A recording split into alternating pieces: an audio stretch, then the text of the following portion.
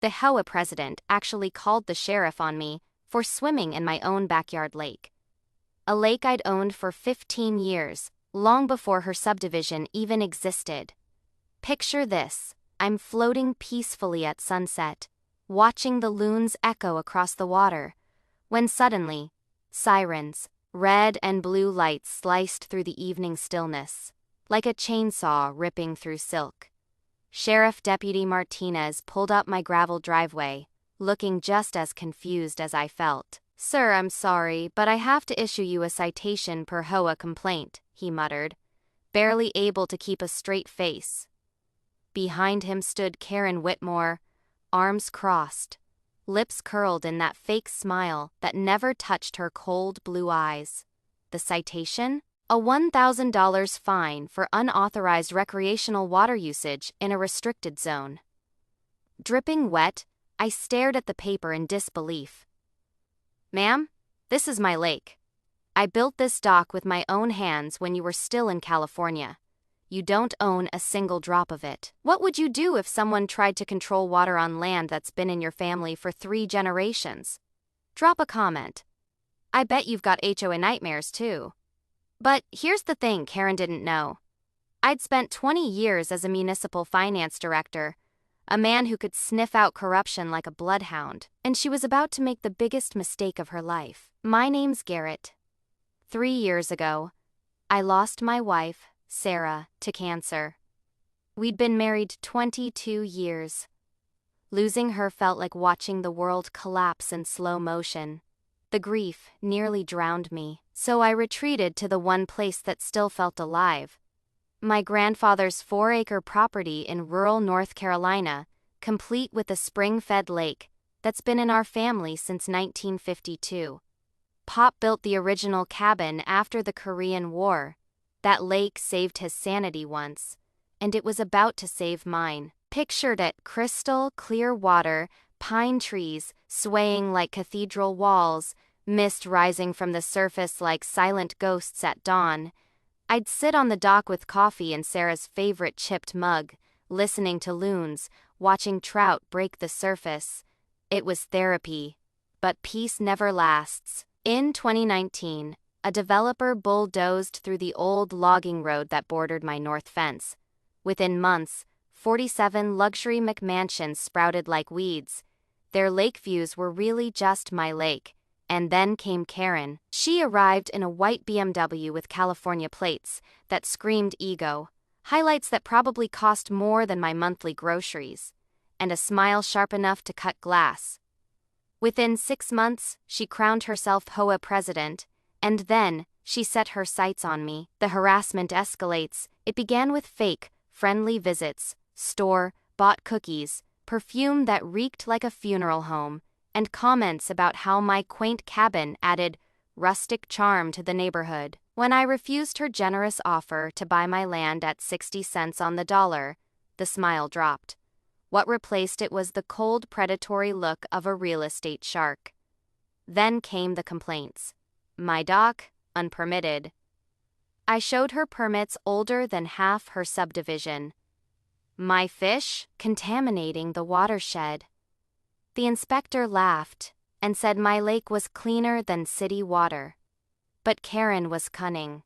She dug up a forgotten 1920s ordinance about recreational water usage. With her influence on the county commissioners, some of whom were her former clients, she twisted the law to force my private lake under HOA approval. Think about that. A woman who'd lived here less than 2 years was trying to seize control of water that had been in my family for 70. And then came her first real mistake. She called the cops on me, a grieving widower just trying to heal in his own backyard. Enter Randy the inspector. 2 weeks later, she escalated. I was sipping coffee on my porch when I heard multiple vehicles crunching up my driveway. Out stepped Karen, smug as ever, with a man in a cheap inspector uniform. His name tag read Randy Morrison. Karen's voice dripped with fake sweetness. "Mr. Henderson, we've received an anonymous complaint about your commercial fishing operation." I nearly spit out my coffee. Commercial fishing lady. I stock 50 trout twice a year for myself. Randy puffed up like a pigeon. "Sir, unless you can provide a business license for this aquaculture facility, I'll have to issue daily fines, $500 per Dalton Y." Here's the twist. Randy wasn't even a licensed inspector. His credentials had expired 2 years ago. The man threatening me wasn't just crooked. He was committing fraud across 3 counties. I documented everything, filed complaints, and within weeks, Randy was facing criminal charges. Karen's first soldier had fallen, but instead of retreating, she doubled down. She tried to charge me $3,000 in backdated HOA insurance fees. She threatened lawsuits. She even dragged the news crew out to my driveway, painting me as some eco-terrorist poisoning the water supply. Only problem, my lake water was cleaner than the bottled stuff she probably drank. And when I drank it on live camera, straight from the lake, you should have seen her face. Like someone brought a tank to her squirt. Gun fight. But here's where fate dealt Karen a fatal card. When I hired a surveyor to verify property lines, we discovered something explosive. Her subdivision had encroached 15 feet onto state forest land. 3 McMansions, including her cousin's, were built partially on public property. That's a $50,000 violation, per house. I didn't even need to lift a finger. The state forestry department swooped in like hawks. And suddenly, Karen's petty $3,000 shakedown looked like pocket change compared to the financial hurricane coming her way. The war wasn't over, but Karen had no idea. I was just getting started. The envelope alone made me smirk. Rutherford and Associates, Charlotte's most expensive legal sharks. Karen had gone all in hiring the kind of attorneys who charged $600 an hour to weaponize parking disputes. Their cease and desist letter claimed my swimming was a noise violation. According to their interpretation of municipal law, my splashing disturbed the peace. They demanded $5,000 in mediation fees or face a full-blown lawsuit. It was laughable. Karen was literally trying to fine me for making water splash in my own lake. Petty tyranny had never looked so polished, but the letter was just her opening move. That weekend, Karen launched a surveillance campaign. HOA members drove past my property at 5 miles per hour, phones out, recording every step I took. Anonymous complaints summoned inspectors daily. Building on Monday, fire marshal on Tuesday, tax assessor on Wednesday. Bureaucratic harassment hung over me like fog on the lake. I'd seen this tactic before. Death by 1,000 paper cuts. Exhaust the victim until they surrender. But Karen underestimated one thing. I'd spent years tracing money trails and digging through public records. And this time, I wasn't the prey. In the dusty basement of the county records office, I found her Achilles heel. Karen's subdivision was illegally built. 3 houses, including her own, violated a wetlands buffer zone, carrying fines of $10,000 a day. Even worse, HOA financials revealed blatant embezzlement. Her husband's landscaping firm with a $45,000 no-bid contract. Her cousin billing $28,000 for pool cleaning, and legal fees funneled straight to her personal attorney. Karen had left a paper trail wider than the interstate.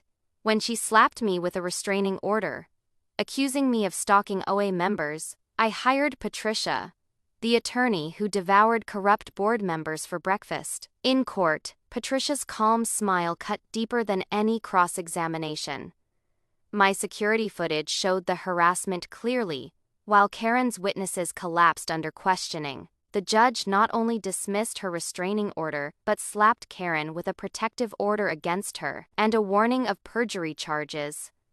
Karen's meltdown in the courthouse parking lot made front-page news. HOA president's courtroom tantrum. That's when residents quietly approached me.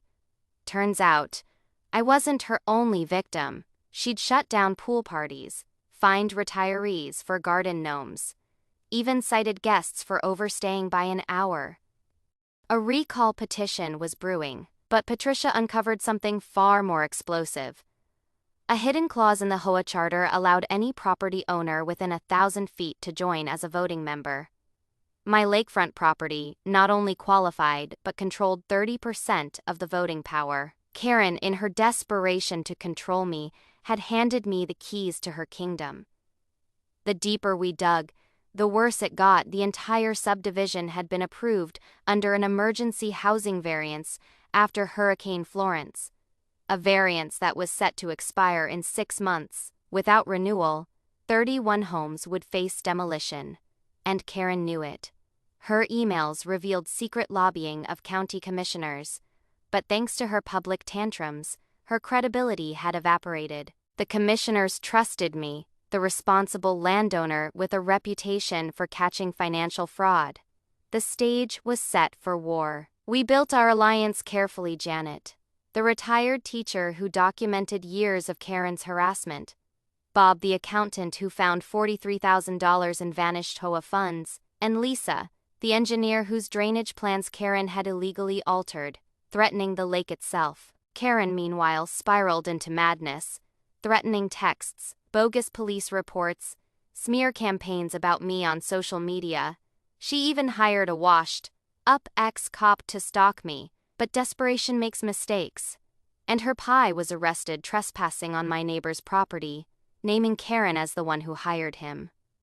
The final nail came from my investigator. Karen wasn't just corrupt here, she was a serial predator, having run identical HOA scams in California, Arizona, and Florida, embezzling, destroying communities, then fleeing. Pending charges trailed her across 3 states. By the time our showdown meeting arrived, Karen had a U-Haul trailer hitched to her BMW, ready to skip town. But she couldn't outrun live television. Channel 7 News set up cameras. The county prosecutor sat in the back row, and half the subdivision packed into the hall. I presented the evidence, every slide cut deeper. Fraudulent contracts, embezzlement, her secret beach condo. Then I dropped the real bomb, her hidden criminal record. The room erupted. Karen shrieked conspiracy theories, accusing me of poisoning water supplies and stalking children, even waving a forged mental health report that residents laughed at. That's when the prosecutor stood. "Mrs. Whitmore, you're under arrest for embezzlement and fraud." The cameras rolled as detectives cuffed her. The U-Haul was searched, full of stolen HOA equipment. Karen's reign ended not with dignity, but with her being dragged out, screaming about conspiracies under fluorescent lights. The community was stunned, but within minutes we voted her out, installed a temporary board, and began what we called the transparency revolution. HOA records went public, contracts required bidding, and all of Karen's oppressive rules were repealed. 6 months later, the lake was filled with laughter, children fishing off my dock, neighbors grilling together instead of spying on each other. Sarah's Sanctuary, named after my late wife, became the heart of the community, a place of healing instead of warfare. Karen got 4 years in state prison. Her beach condo was seized. Her husband pled guilty to conspiracy. And me? I discovered a new purpose. People began calling from other states, desperate for help with their own HOA tyrants. Maybe this was my new calling, turning grief into justice, one community at a time. Because here's the truth, petty tyrants only win when good people stay silent. And this time, the good guys had receipts.